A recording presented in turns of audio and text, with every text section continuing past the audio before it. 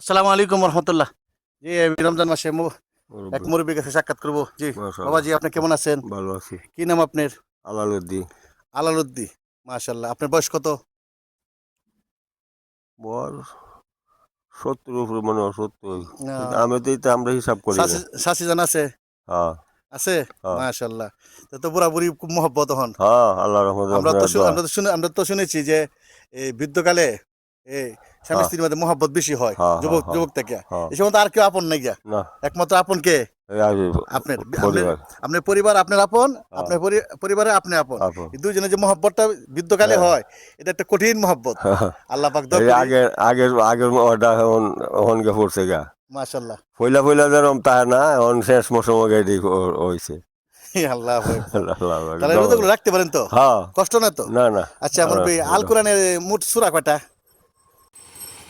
আল কোরআনের সূরা আপনাদের দেখে কে গিয়া পড়ে আসি নমাজ হ্যাঁ। এইবার। আচ্ছা, আল কোরআনের মোট সূরা হলো 114টা।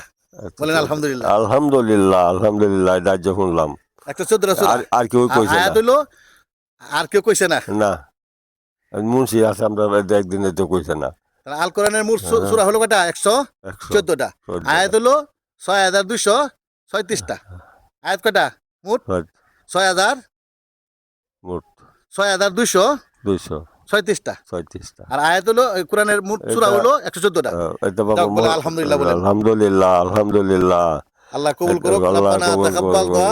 আপনার আল্লাহ জন্য দোয়া করি, আমরা আল্লাহ পাক আপনাকে করুক। ড্রাইভার সাহেব,